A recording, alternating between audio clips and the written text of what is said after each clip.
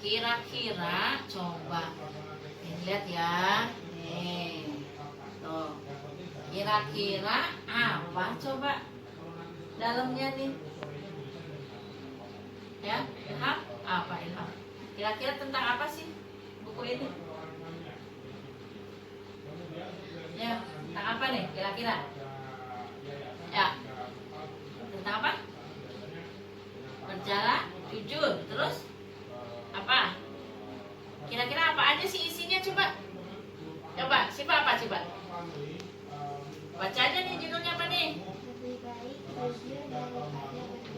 Lebih baik jujur daripada berdusta.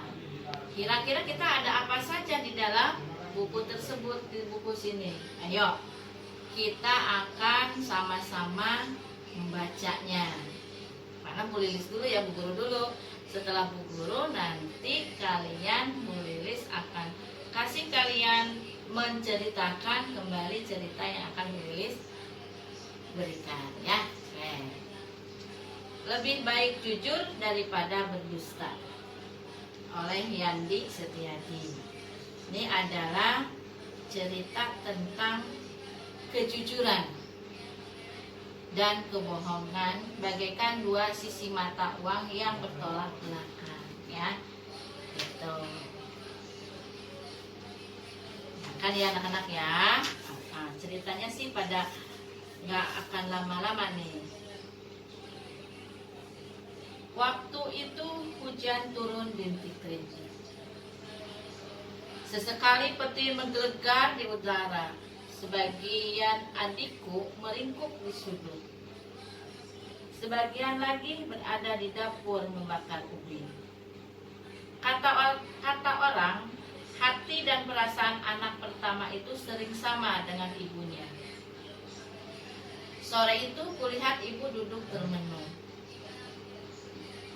Pandangan matanya mencerminkan perasaan cemas.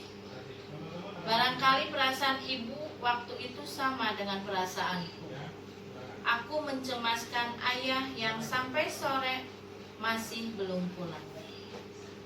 Waktu apa tuh tadi anak-anak? Hujan. Siapa yang gelisah? Siapa yang perasaannya gelisah cemas? Ibu. Kenapa? Kenapa?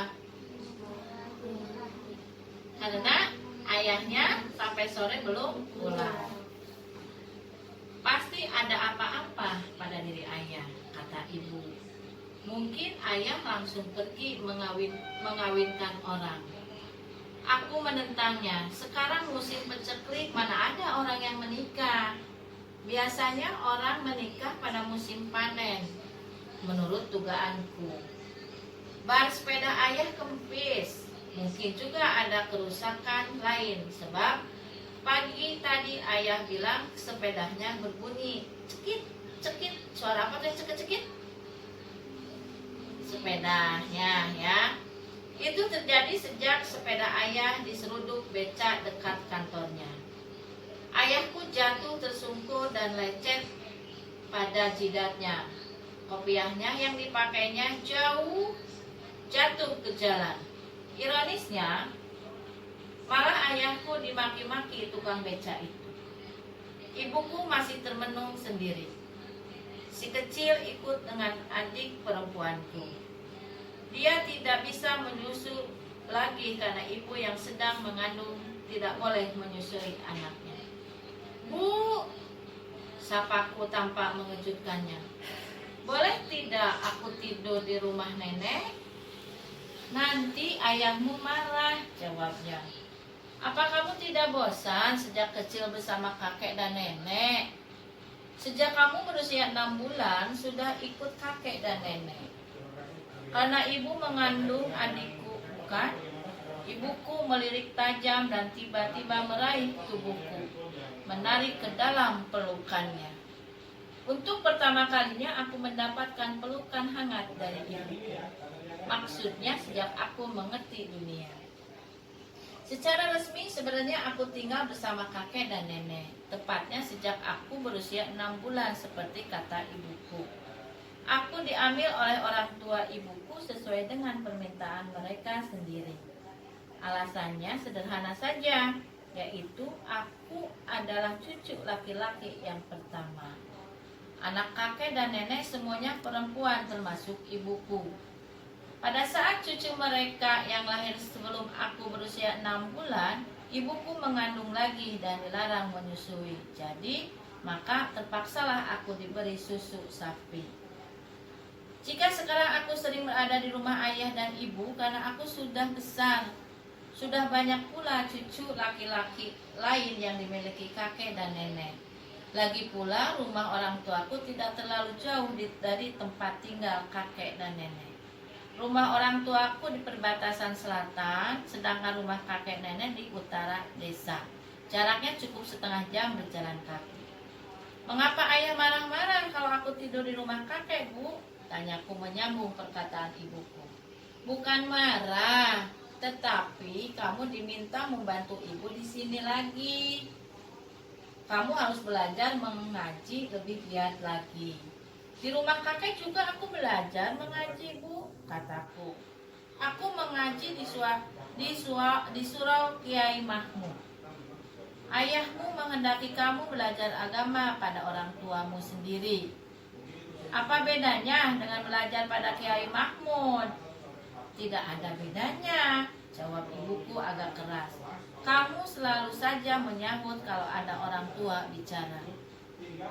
Tetapi ibu harus jelaskan mengapa aku harus belajar agama dari ayah dan ibuku dari orang lain.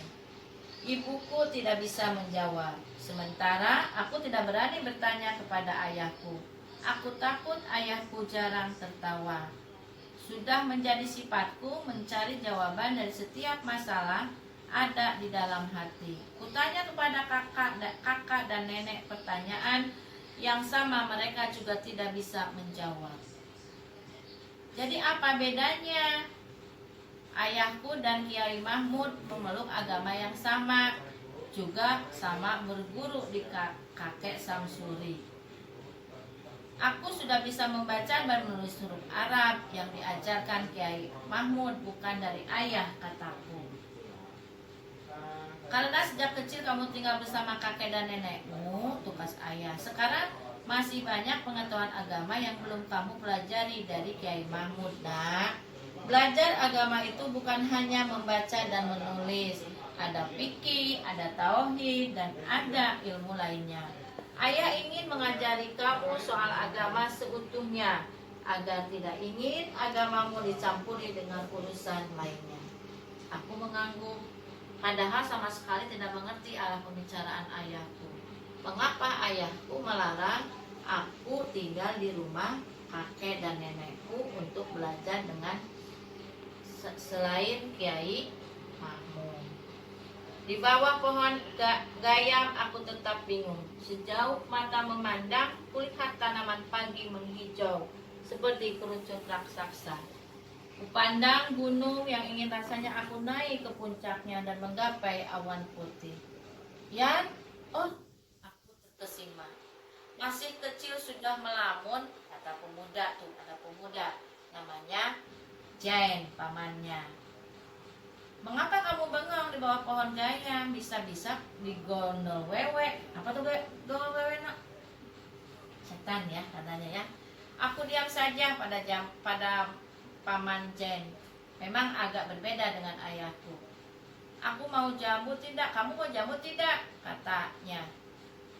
Lagi sambil memperlihatkan beberapa jambu minuman di sakunya. Nih aku beri satu. Dari mana paman? Makan saja, kata pamannya. Kamu makan dan sudah masuk perut, itu rezekimu. Sebaliknya, meskipun makanan itu sudah di tanganmu tetapi jatuh kecemplung, berarti bukan rezekimu. Ayo makan, kata pamannya. Jadi ini rezeki yang sudah dimakan, paman. Iya, sudah, nikmati saja, kata paman Jennya sambil makan jamunya. Itu namanya rezeki. Jamu dapat dari mana, paman? Aku memakan habis jamu itu, manis dan lezat sekali rasanya. Kamu masih ada? Kalau masih ada, tentu aku mau lagi. Nah, sekarang kita tinggal bicara, kata pamannya. Jambu itu paman peroleh dari kebun Haji Dur Hakim. Minta. Kalau minta tidak akan diberi. Dia kan orang pelit Yan, gitu. Membeli, mana aku punya uang, bekerja pun belum. Lalu paman petik tanpa bilang-bilang, mencuri dong. Terserah apalah namanya, pokoknya sudah masuk ke dalam perut kamu. Kalau begitu kita makan barang haram, paman. Kataku memprotes, paman mencuri milik orang lain. Jadi kamu mau bilang sama ayahmu? Ya, jawabku tegas. Bilanglah, ujar paman, Jen nekat. Aku tinggal bilang saja bahwa kamu juga ikut makan jambu haram tadi. Di dalam perutmu itu sudah tersebar barang haram. Mengerti nggak kamu? Gitu. Pasti ayahmu akan memukulmu. Nah, bilang aja kepada ayahmu. Gitu. Singkat cerita, paman tersebut mempengaruhi si Ian namanya tadi ya. Ian dengan paman Jen tadi. Kemudian dia berbicara kepada bapaknya. Apakah saya harus jujur tentang makan barang haram tersebut? Gitu. Apa saya diam-diam saja? Bergemuruhlah iniannya, antara bilang jujur atau berbohong. Nah, kira-kira menurut kalian si Ian ini mau mau jujur apa tidak, coba? Nah, mau jujur, karena jujur adalah walaupun pahit kita tidak boleh berbohong, ya, berbohong kepada orang tua. Lagian si Ian tersebut sudah belajar agama, mana yang baik dan mana yang tidak. Nah, dari situlah kalian bisa cerita singkatnya bahwa kejujuran dan kebohongan itu bagaikan dua sisi mata uang yang bertolak belakang. Yang hidup dalam suatu keluarga besar yang miskin bersama dengan adik-adiknya. Nah, hati yang merasa sedih, ia akan pergi keluar rumah tanpa diduga seorang temannya datang ke rumahnya membawa bungkusan nasi putih dan ayam. Ini sebenarnya anak-anak ada beberapa sambung menyambung. Tetapi tadi yang Bu Guru bacakan itu adalah bagian dari lebih baik jujur daripada berdusta. Anak-anak, tadi Bu Guru sudah memberikan cerita yang berjudul apa, anak-anak? Antara kebenaran dengan kebohongan. Kebenaran dan kebohongan.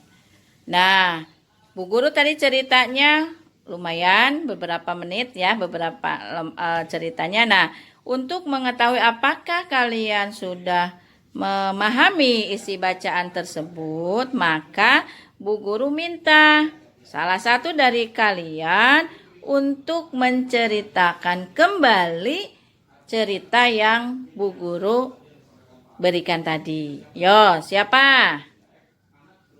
Saya, Bu. Oke, yo, gimana Pebi ceritanya? Singkat ceritanya, inti dari cerita yang tadi Ibu bacakan tersebut adalah pada suatu hari, pada saat hujan rintik-rintik, ada seorang anak yang bernama Ian dan seorang ibunya. Pada saat itu, ibunya khawatir karena ayahnya belum pulang, khawatir ada apa-apa terjadi kepada ayahnya. Tetapi pikir Ian bahwa mungkin ayahnya itu sepedanya bocor, maka belum pulang.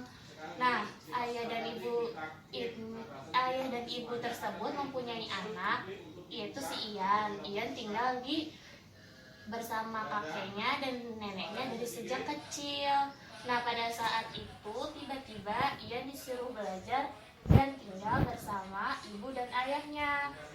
Lalu Ian bingung, kenapa saya dari kecil tinggal bersama kakek dan nenek saya, tetapi sekarang malah disuruh untuk tinggal bersama orang tuanya, yaitu ayah dan ibunya.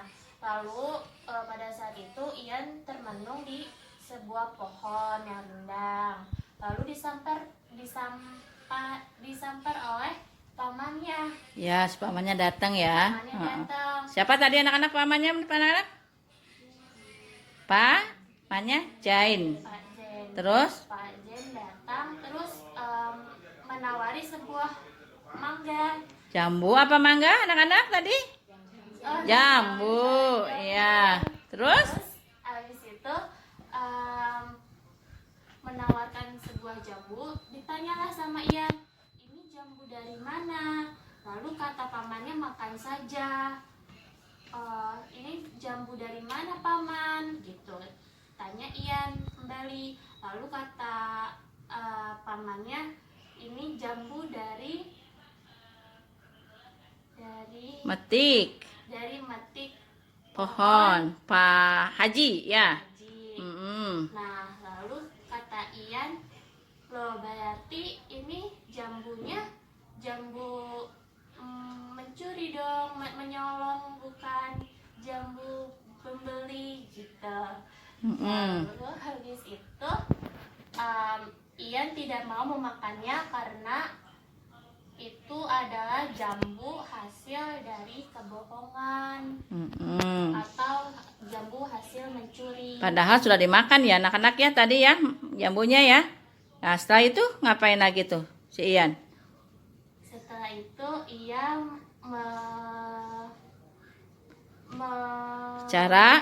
menceritakan hal tersebut Kepada ayahnya. Padahal pamannya sudah Padahal melarangnya ya. melarangnya. Lalu Ian menceritakan kebenaran tentang si jambu tersebut kepada ayahnya. Iya, bahwa dia sudah memakan jambu hasil curian. Akhirnya, kalau seperti itu boleh nggak sih anak-anak? Tidak boleh. Harusnya yang salah, bukan yang salah. Di situ itu harusnya pamannya harus berbicara jujur bahwa jambu yang didapat tersebut adalah jambu hasil mencuri. Nah, anak-anak semuanya bahwa mencuri itu adalah hal yang tidak diperbolehkan.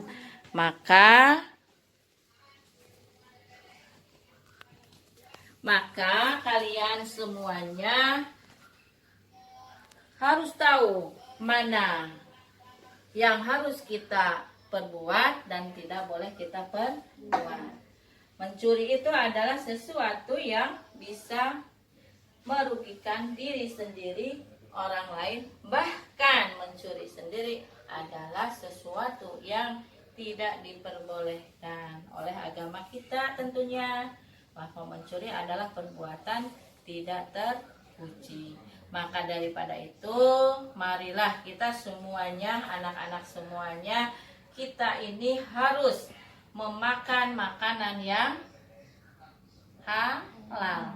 Tidak boleh makanan yang haram. Dengan kalian berbuat bahwa lebih baik kalian berkata jujur daripada berdusta tersebut, berarti kalian sudah memahami mana perbuatan yang baik dan mana perbuatan yang tidak baik. Nah, anak-anak, terima kasih. Sekarang Bu Guru memberikan waktu kepada kalian untuk membaca buku yang kalian suka sekarang ya. Dipersilahkan. Silakan dibaca.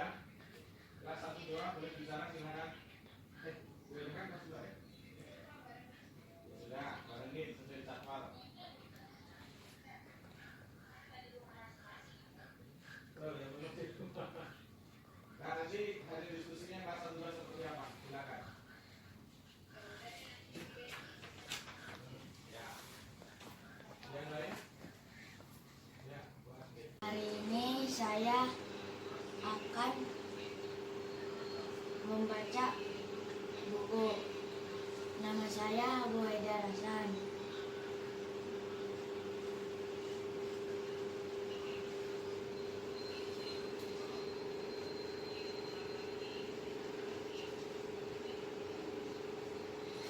Dan judul bukunya adalah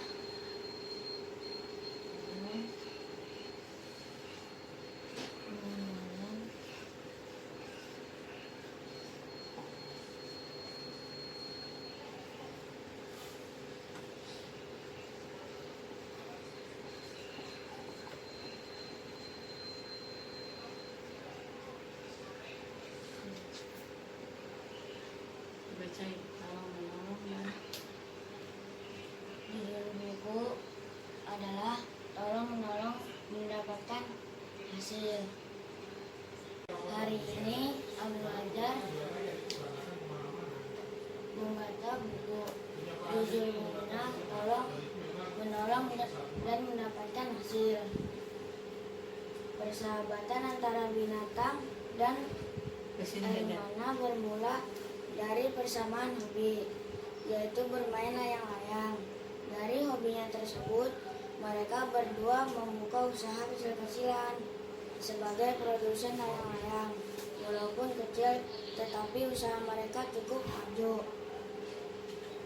Hal itu terjadi kerjasama mereka yang baik, Bintang yang pandai membuat layang-layang, bekerja sama Hermana yang jago menggambar. Gambar-gambar Hermana menghiasi layangan-layangan mereka sehingga terlihat dan dijual. Karena usaha sangat maju, ada orang yang tidak suka iri kepada dan Hermana Laundry, sesama pedagang layang buatan Bintang dan Hermana bisa menjadi penyebab kerusakan kabel listrik. Laundry sebenarnya anak yang baik, namun dia mendapatkan hasutan dari Komeng. Komeng seorang jagoan dari jembatan 3, yaitu iri kepada Bintang dan Hermana. Komeng sering melakukan kejahatan seperti pencurian dan pemalakan. Komeng akhirnya ditangkap polisi karena telah melakukan beberapa kejahatan. Sedangkan Laundry menjadi sadar dan akhirnya ikut bekerja sama membuat layang-layang bersama Bintang dan Hermana. Begitulah cerita judul Tolong Menolong Mendapatkan Hasil.